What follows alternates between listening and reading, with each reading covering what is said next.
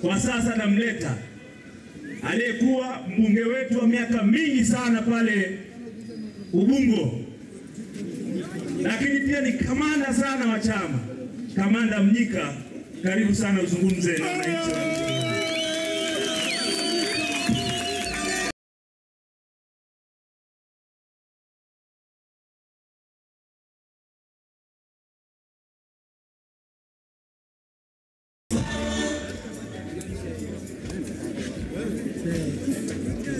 Achia hiyo miti kidogo.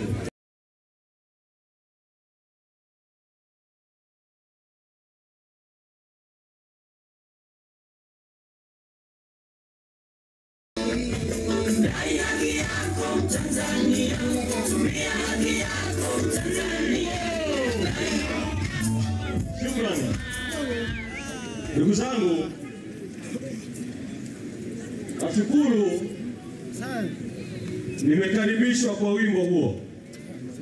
Nimesikia mamangu mmoja pale anasema wimbo umemkumbusha mbali sana. Ndani ya wimbo huu ni kumbukumbu ya mauaji ya Arusha. Na Arusha mmekuwa na kumbukumbu mbili za mauaji ya kisiasa kwenye shughuli za Chadema. Kumbukumbu ya kwanza tarehe 5 mwezi wa kwanza mwaka 2011, chanzo kikiwa ni uchaguzi na uchaguzi wa umea wa Arusha. Watu wakapigwa risasi, watu wakauawa. Mauaji ya pili yalikuwa Juni 2013, chanzo kikiwa ni uchaguzi. Wakati huo tuliwafukuza wanachama madiwani wasaliti, tukarudi tena kwenye uchaguzi hapa. Kwenye mkutano wa hadhara, wananchi mkiwa mmeniunga mkono Chadema, mtuhumiwa mmoja akarusha bomu na tukapata ushahidi wa video, watuhumiwa wakiwa ni polisi. Mwaka 2013 watu waliuawa kwa sababu ya uchaguzi.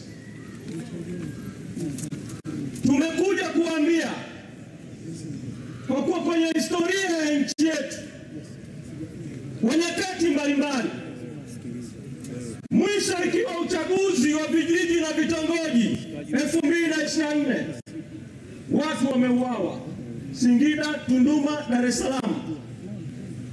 Karibuni ikiwa uchaguzi wa mwaka 2020, watu wameuawa kwa sababu ya uchaguzi. Tumekuja kuwaambia sisi Chadema tunasema imetosha damu kumwagika kwa sababu ya uchaguzi. Tunataka mabadiliko ya kikatiba na kisheria yafanyike kuwezesha uchaguzi huru na haki,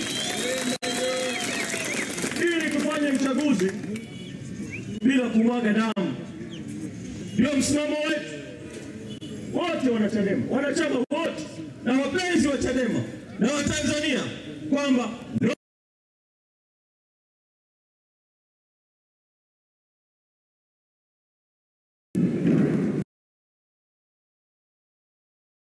hoja za kudai reform za mapungufu ya katiba, RFC 74(1), 74(5), 74(12), 74(10), 41(7), hoja hizo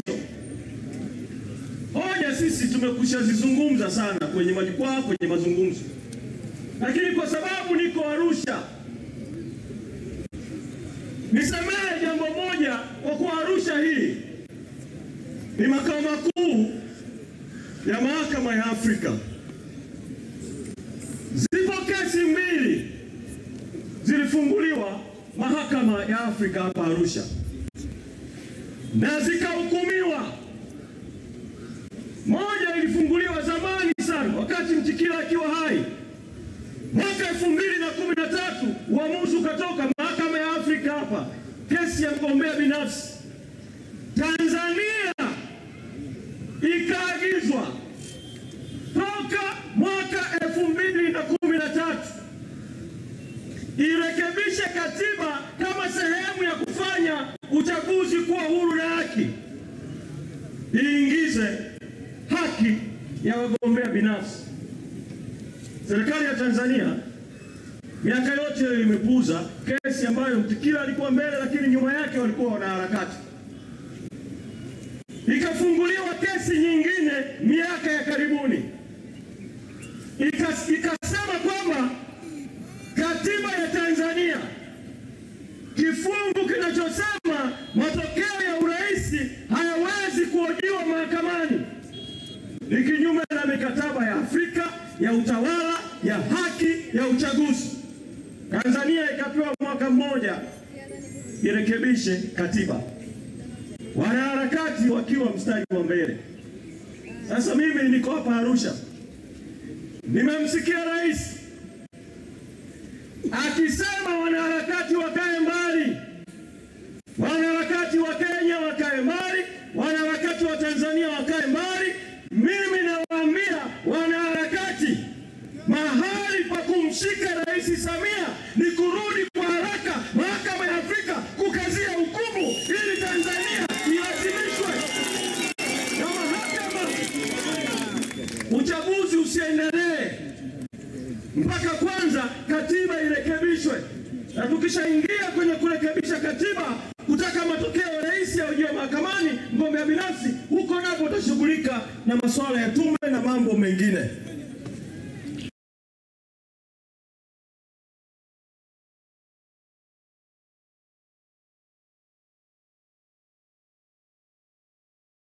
Kwenye kesi ya Lissu, anasema kuja kwenye kesi ile ya mtu anatumiwa kwa uhaini kwamba ameingilia mambo ya ndani ya Tanzania. Nataka kumkumbusha Rais Samia na wapambe wake walioko hapa Arusha,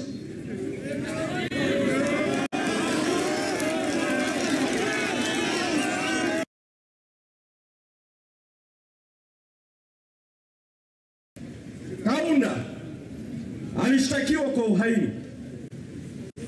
Nyerere alitoka Tanzania akiwa rais mstaafu.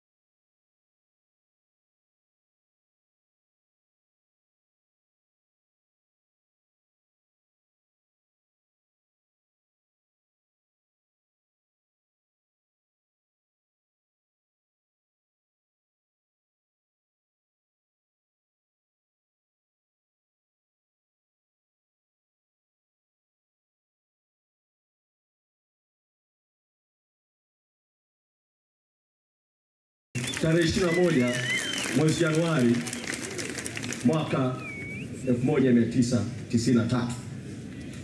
Makofi yenu yanaashiria kwamba leo ni siku ya pekee, na walioiasisi Chadema walifanya kazi nzuri sana. Tuwapongeze sana. Kwenye mkutano mkuu wa chama wa tarehe 21 mwezi Januari mwaka 2025, siku ya kumbukumbu ya kusajiliwa kwa Chadema, tulipitisha maazimio mawili. Mkutano mkuu ulipitisha moja, azimio la kuwaenzi waasisi wa chama; la pili, azimio la kuwaenzi waliouawa kwa sababu ya Chadema.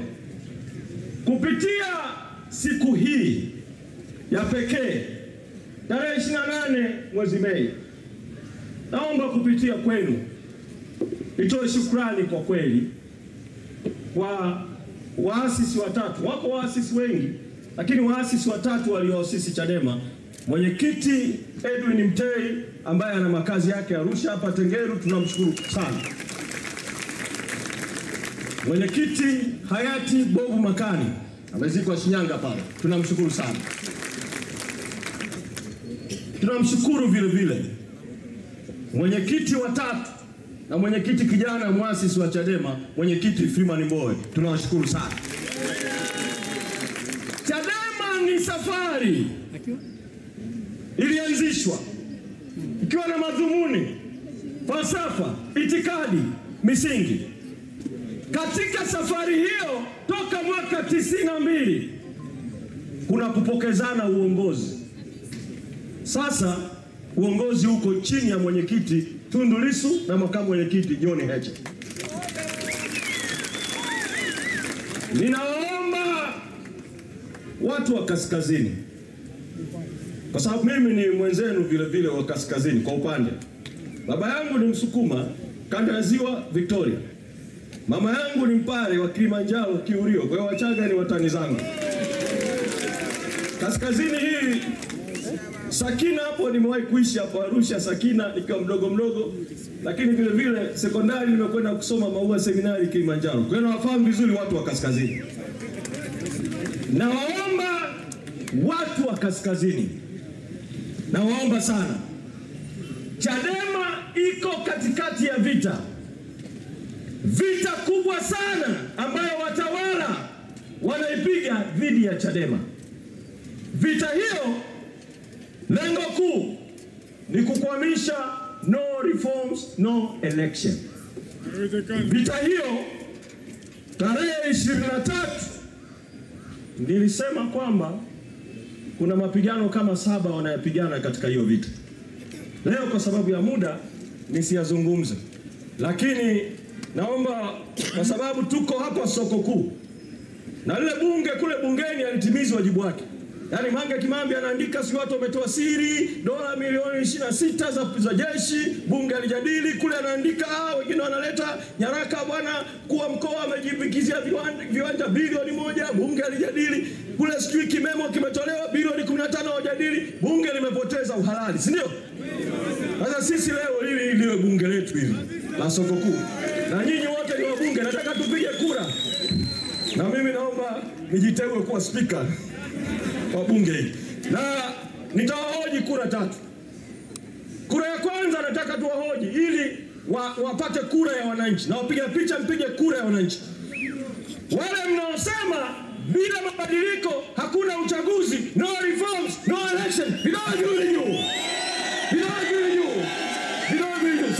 Sasa pamoja na kura ya vidole kule bungeni wanasema ndio, si ndio?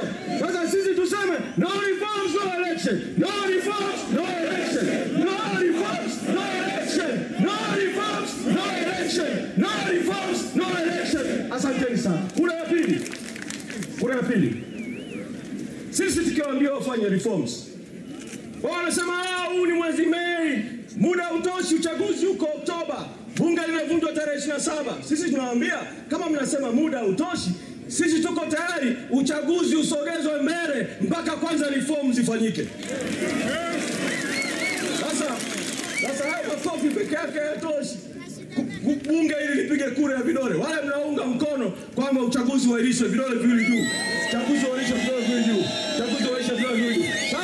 Sasa tuwaambie kwa sauti, wasikie sauti ya watu, kwa sababu sauti ya watu ni sauti ya Mungu. Tuseme tuko tayari uchaguzi uahirishwe. Tuko tayari uchaguzi uahirishwe. Tuko tayari uchaguzi uahirishwe. Mheshimiwa kama mwenyekiti John Heche, karibu sana uzungumze na Tanzania wa Arusha.